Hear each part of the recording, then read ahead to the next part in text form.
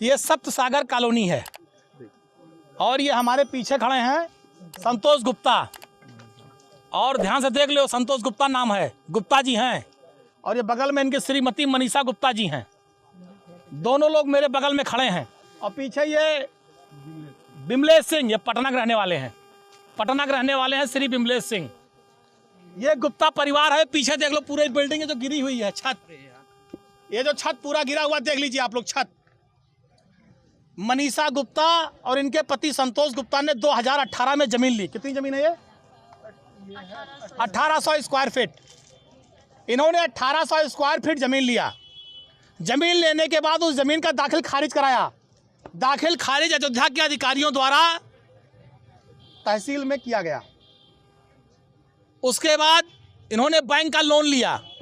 Bank manager द्वारा bank का loan लिया गया और बैंक मैनेजर का कहना है कि हमने यहाँ पर जांच किया है, 30 वर्षों के पहले यहाँ कोई तालाब था ही नहीं, ऐसा बैंक मैनेजर ने बयान दिया है। उसके बाद इनकी ज़मीन पर जो बिल्डिंग इन्होंने बनाना शुरू किया, जो आप देख रहे हैं, जो योगी सरकार के बुलडोजर ने गिराया है बगैर किसी नोटिस के। 3 महीने से लगातार काम चल रहा था। 3 महीने से छत पड़ गई थी पहली, दूसरा ऊपर काम चल रहा था। इन्हें कोई नोटिस नहीं दी गई।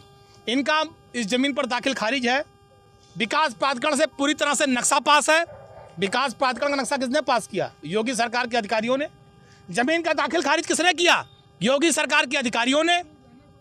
योगी सरकार के अधिकारियों ने दाखिल खारिज किया। नक्शा किसने पास किया? योगी सरकार के अधिकारियों ने। लोन किसने किया? बैंक के मैनेजर ने। बैंक सरकारी किस बैंक से है? यूनियन बैंक, सरकारी बैंक है यूनियन बैंक। उसके बैंक के मैनेजर ने पास किया। और उसके बाद सुप्रीम कोर्ट का आदेश है कि बगैर किसी नोटिस से किसी के मकान पर बुलडोजर नहीं चलेगा। अभी कुछ दिन पहले सर्वोच्च न्यायालय ने आदेश दिया है। लेकिन पूछ लीजिएगा अभी आप गुप्ता फैमिली से, इन्हें कोई नोटिस नहीं दी गई। एक भी नोटिस, सिंगल नोटिस इनको नहीं दी गई। और कल रात में चोरों की तरह बुलडोजर लेकर आए और इनका पूरा मकान गिरा दिया। इनका पूरा मकान गिरा दिया। इन्हें कोई नोटिस नहीं।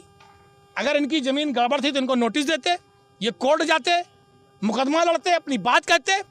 लेकिन ये तो हिटलर को फेल किए हैं भाजपा सरकार वाले कि न कोई नोटिस देंगे, न कोई बात करेंगे, सीधे आएंगे बुलडोजर लेके मकान गिरा देंगे, जिसकी समाजवादी पार्टी निंदा करती है।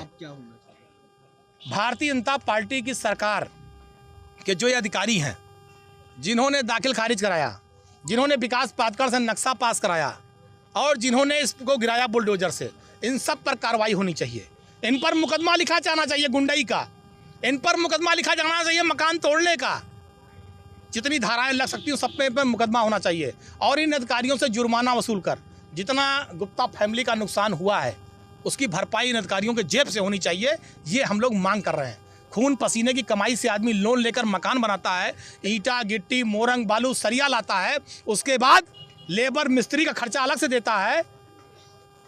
ये भाजपा सरकार में वो लोग नहीं हैं जो गरीबों की ज़मीन को सस्ते में लेकर बेचकर पैसा कमा रहे हों। ये मध्यम वर्गीय लोग हैं, अपना 1-1 रुपया जोड़कर मकान बना रहे थे।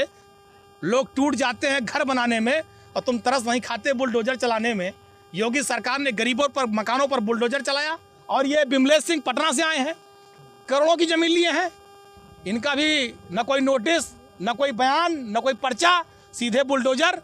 तो जो बुलडोजर की कार्रवाई है ये गलत है। तालाब पहले से अंकित है, इसलिए अंकित है। अगर अंकित था तो रजिस्ट्री कैसे हुई? दाखिल खारिज कैसे हुआ? तालाब पर विकास प्राधिकरण नक्शा कैसे पास किया? इन अधिकारियों को बर्खास्त करा जाना चाहिए। जिन अधिकारियों ने, भाई जब इनकी जमीन की दाखिल खारिज हो गई तो यानी ज़मीन सही है। अगर विकास प्राधिकरण का अधिकारी नक्शा पास कर रहा है इसका मतलब ज़मीन सही है।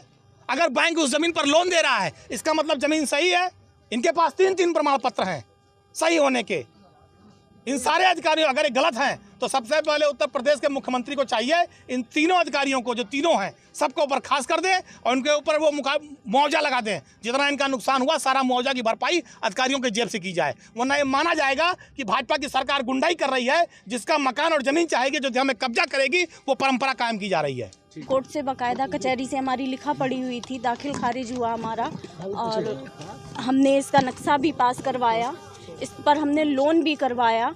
सारा सब कुछ हमने लीगल प्रोसेस की। इसमें जो भी करनी चाहिए एक आम आदमी को घर बनवाने से पहले, हमने सब कुछ वो सब किया। और अब जो हमारा बनने लगा, लेंटर हमारा पड़ गया तो आगे बोल दिए कि यहाँ पर तालाब था, 3 महीने से बन रहा था, तब किसी ने नहीं कहा कि यहाँ पे आपका इलीगल वर्क हो रहा है। अगर इलीगल था तो हमारे ये पेपर्स क्यों हमारे अप्रूव हुए, क्यों हमारे पास हुए सारी चीज़ें।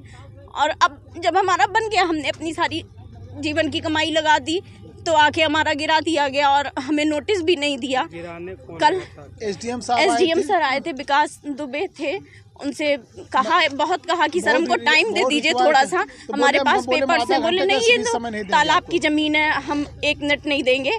और बस उन्होंने कोई बात नहीं सुनी, बस सीधे गिरवा दिया इसको। तो हम हाई कोर्ट में जाएंगे, हमारे पास जब सारे लीगल पेपर्स हैं तो हम किसी से डरेंगे नहीं, किसी से पीछे नहीं हटेंगे। हम हाई कोर्ट में जाएंगे और हमें इंसाफ चाहिए। हम योगी जी से, मोदी जी से यही कहते हैं कि हमको इंसाफ चाहिए। हमें हमारी जब ज़मीन अगर गलत होती तो फिर क्यों हमारे ये सारे पेपर्स पास हुए, क्यों हमारे हुए, उनकी सबकी कार्रवाई होनी चाहिए, सबकी जांच होनी चाहिए। पूरी हम जांच की मांग करते हैं कि सारा हमारी इसकी जांच हो, तहकीकात हो और हमारे पेपर्स चेक किए जाएं, सब कुछ देखा जाए।